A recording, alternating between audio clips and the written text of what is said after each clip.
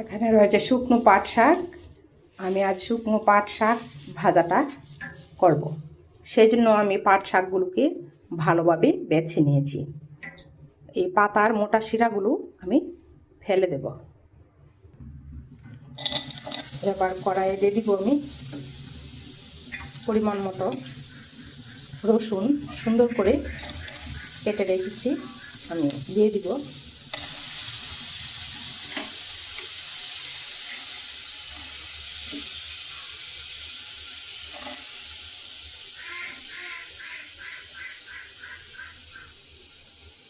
এটা একটি খুব আমাদের দেশে জনপ্রিয় খাবার আমাদের এলাকায়।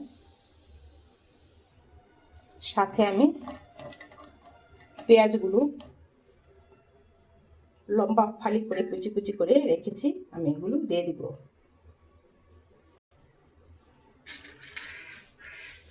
সাথে দেব শুকনো মরিচ,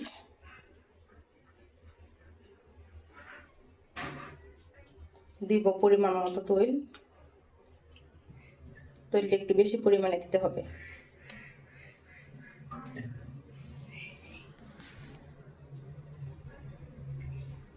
অপেক্ষা করতে থাকি, এগুলো একবারে লাল লাল হয়ে যাবে ভেজে ভেজে, তারপর আমি শুকনো পাতাগুলো দেব।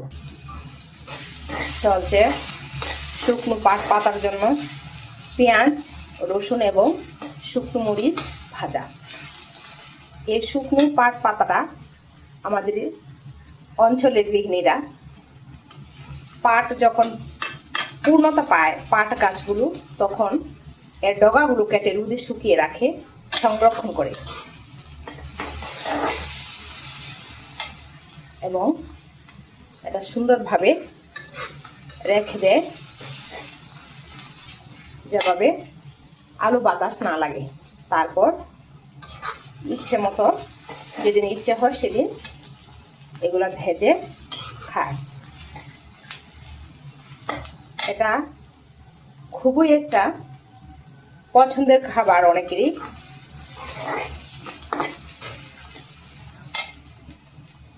সংরক্ষিত খাদ্যের মধ্যে এটা অন্যতম। এটা প্রাচীন কাল থেকেই আমাদের অঞ্চলে মা বোনেরা এভাবেই সংরক্ষণ করে আসছে। যখন ইচ্ছে হয় তখনই খায়। এই পাতাটা ভেজেও খাওয়া যায়, আবার শুকনো শুকনো ভেজে মরিচ গুঁড়ো করে সঙ্গে পেঁয়াজ এবং হালকা তৈল মিশিয়ে অনেকেই খায়। তো আজকে আপনারা দেখবেন শুকনো পাতার ভাজাটা। অপেক্ষা করি কিছুক্ষণ। মাঝামাঝি সময়ে আমি লবণ দিয়ে দিব। লবণটা দিলে এটা ক্রিস্পি হয়। পরিমাণ মতো লবণ দিতে হবে।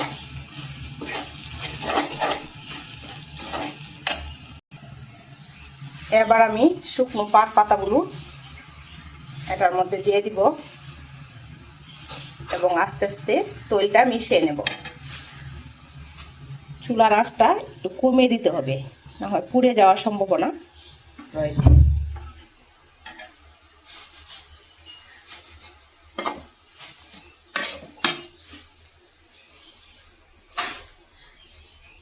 আস্তে আস্তে উপরের গুলা নিচে এবং নিচের গুলা উপরে দিতে হবে।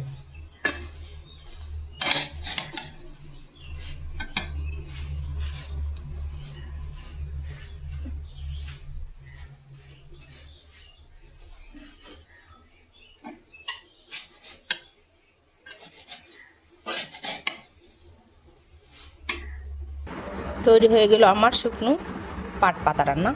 এবার ভাত দিয়ে পরিবেশন করা যাবে।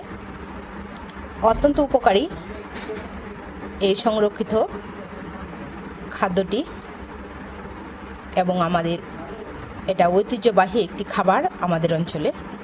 আপনারাও ট্রাই করতে পারেন। ধন্যবাদ সবাইকে। খুদা হাফেজ।